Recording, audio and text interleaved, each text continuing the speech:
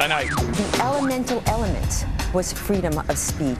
Liberals in the mainstream media continue to try to silence free speech, and the Associated Press is forced to backtrack on a tweet about Pamela Geller. I know you're used to stepping over women, but you're not going to have it here, okay? She's back to respond to the latest attacks. I think Senator Rand Paul is divorced from the reality of the nature and the magnitude of the adversary we face. And Senator John McCain doesn't mince words, bashing Senator Rand Paul's stance on the NSA's surveillance program. The Kentucky senator will be here to respond. I haven't had much time to digest it fully, but when I do, I'll be sure to let you know how I feel about it. Plus, Tom Brady laughs off accusations of cheating at an event with Jim Gray last night. The sportscaster joins us with the reaction. And Blue Lives Matter. Thousands of mourners say goodbye to slain NYPD officer Brian Moore. Hannity starts right here, right now.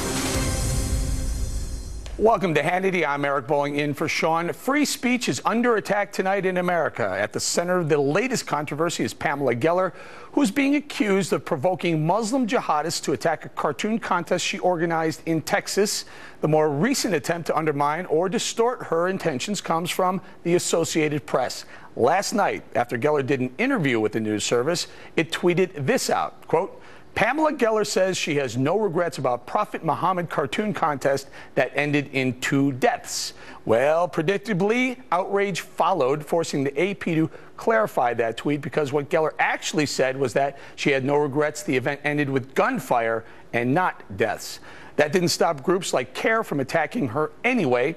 The American Islamic Organization lashed out at Geller with this tweet, quote, don't let Pamela Geller or her cabal confuse you. Drawing contest not about free speech.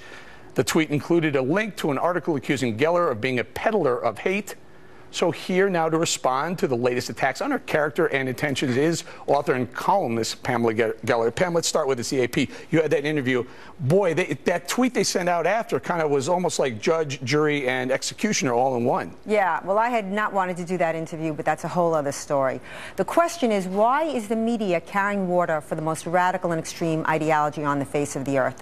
Why is the story about Pamela Geller? You have a situation where a free speech conference was attacked by 2 jihadists. The good news is that they were taken down before they could take out hundreds, and the police got access to their computers, and we broke open a cell, and they're gleaning data as we speak. So they would have struck somewhere else. I don't know how many others would have died in a less protected environment. So again, we have to ask the question, why aren't we talking about the motive of the jihadists? Why are we talking about Pamela Geller? Why is Pamela Geller the story? And one thing I just want to say, the Council of American Islamic Relations, CARE, who is cited in every story about me, I'm not quoted, but they're always quoted, is a designated terrorist group by the UAE, is an unindicted co-conspirator in the largest terrorist funding trial in our nation's history, the Holy Land Foundation trial. And they were named a Muslim Brotherhood group, a front for Hamas. I want to know why the media has designated them some legitimate authority. I'm not sure why some of the media are attacking you. They may not like you, Pam. They may not like what you have to say, but certainly you have the right to say what you say. Yeah, we're having this conversation, and the military, for the first time since 9/11, just raised the level, the terror threat levels to the highest. Why are we talking about Well, they raise it not to the highest level, they raise it to Bravo, which means increased and predictable threat of terrorism on all the military bases in America. Since 9/11.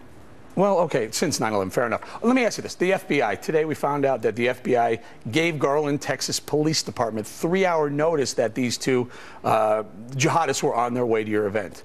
Did they tell you that? They did not tell us that, and I believe the FBI has been disarmed in the information battle space because of groups like CARE, Islamic supremacist groups like CARE, that have demanded and gotten experts in jihadic doctrine. You think the influence of CARE is affecting what the FBI does? Unquestionably. Great Islamic scholars like Ibn Warwick and Robert Spencer, who used to talk about the jihadi threat, have been removed. And so how could they possibly, if you don't know who the enemy is, how could you find them? So what do you say to the FBI, knowing that they knew 3 hours prior to Elton Simpson coming to perpetrate an attack on you, they didn't tell you? What do I say to them? what I've been saying on my website for years, that they are disarmed, that the American people have to take their own safety in their own hands. The reason why I did this cartoon and art exhibit, it was an art exhibit, by the way, of Muhammad depicted over the past 1,400 years. Nobody talks about that. Why is that important? Because for 1,400 years, Muhammad was depicted and they weren't killing anybody. Why are they killing everybody now? Because they're imposing the Sharia. And this is the question that America faces. Will we submit to the Sharia, or will we stand for our basic principles? So you're saying the FBI is, what did you say, disarmed? Is that what you said? Disarmed in the information battle space. Fine, disarmed in the information battle space. Are you now disarmed in the free speech battle space? What are you going to do from here? Are you going to lay low, or are you going to do another cartoon contest? If I lay low, I've given up. It's like the Hebdo cartoonist who said he won't draw Muhammad.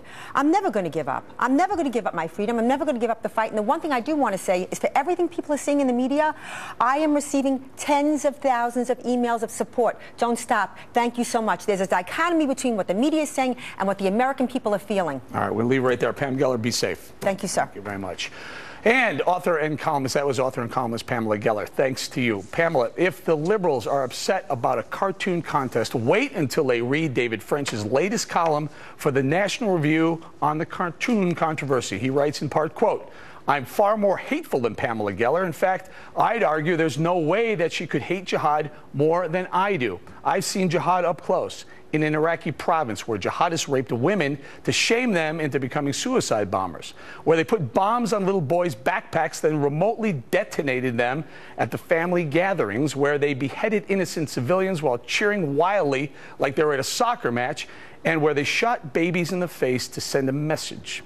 Joining me now is the man who wrote that powerful column, Operation Iraqi Freedom veteran and National Review staff writer David French. David, thanks for joining us. So you heard Pamela Geller weigh in. Where are you on this? Do you feel her pain? Do you feel this? You know, it is astonishing to me that we're having thousands and thousands of words of commentary after a woman is nearly killed with all of her friends and supporters, and that commentary is focusing on whether or not she talks about these genocidal jihadists with enough nuance. It makes no sense whatsoever. There is no way to conform our lives in a manner that pleases the jihadists unless we adopt the exact same brand of Sunni Islam that they espouse. And I mean the exact same brand. So it makes no sense whatsoever. You know, I read your piece, and I recommend everyone read your piece. It's really it's strong, it's powerfully worded, it's provocative. In one of the lines you say, "In a sane world, our leaders should rally around free speech." And Pam Geller, how are our leaders failing us? Well, they're failing us because the message should be very, very clear. We protect our own. We don't blame the victim. If you come after our own citizens on our own land to try to defeat free speech, to try to destroy fundamental constitutional values, this is what will happen to you. What will happen to you is what happened in Garland, Texas, where a brave hero cop stopped these terrorists in their tracks. We should be holding that up as a model of American free speech and a model of the way to protect the Constitution, rather than now tripping all over ourselves to apologize for Pamela Geller. It's astonishing. Do you think the FBI should have given Pam Geller and or her group, her event, a little notice if they had 3-hour notice? Oh, absolutely. I think that's a no-brainer. But it even goes deeper than that. Let's not forget that Elton Simpson was prosecuted in a botched prosecution, a terribly botched prosecution, accused of trying to head to Somalia to join terrorists. The prosecutor botched the prosecution by failing to put forward sufficient evidence, and then the judge actually failed to find in favor of the prosecution, believing that when Simpson talked about going to the battlefield in Somalia, it wasn't sufficiently clear to her what he meant by battlefield or what he meant by fighting. Well, now we know. FBI Director James Comey said that there are thousands of radicalized Americans. How many Elton Simpsons are out there right now?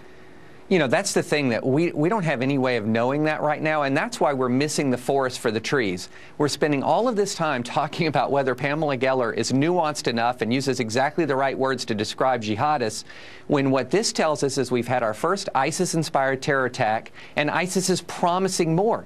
We should be focusing on that right now and sending a clear message that we protect our own, we rally around our own, not that we try to destroy our own in the court of public opinion. Now, there are those that say Pamela Geller overstepped the line. Yeah, there's free speech, it's protected, but at some point free speech becomes hate speech or fighting words. Look, somebody is always thinking that someone else stepped over the line. That's what happens in a pluralistic society. We have robust discussion. People will say things that offend others. No one has a right not to be offended. All of this is incredibly elementary. It's incredibly basic. But you know what's happening here is a lot of people fear the jihadists, and what they believe is that if we only create the perfectly politically correct society, they'll move along and focus on someone else. That's not the case at all. They will attack us and continue to attack us until we conform to their ideology. This is going to be a little bit a curveball, a tough question for you. Let's see how you feel this one. What do you think about the Westboro Baptist Church protesting in front of a soldier's funeral? Or a couple of weeks ago, we had on one of the college universities campuses some people trampling the flag, and a fighter pilot, a female fighter pilot, was arrested for trying to stop that. Look, I have been to military funerals where people who are very, very dear to me were buried. And you know what happens when those protesters show up? Americans answer bad speech with better speech. It is incredibly moving and powerful to see the Patriot Guard Freedom Riders line up as far as the eye can see to support our fallen heroes. That's how you answer bad speech, with better speech. Amen, brother. I would absolutely agree with that. Bad speech with stronger speech, not necessarily bringing two jihadists with a gun. I agree with you 100%. Thank you for your service, by the way. All right, coming up next, right here on Hannity. Has this, however, detracted from your joy of winning the Super Bowl? Absolutely not. Well, that was NFL superstar Tom Brady brushing off allegations of cheating during a sit-down conversation with Jim Gray. That sportscaster will be here with reaction and later. Well, again, I think Senator Rand Paul is divorced from the reality of the nature and the magnitude of the adversary we face. Senator John McCain rips Senator Rand Paul over his stance on the NSA surveillance program. The Kentucky senator will be here later to respond. Plus, a very sad day for law enforcement. Thousands of mourners pay their respects to slain NYPD officer Brian Moore.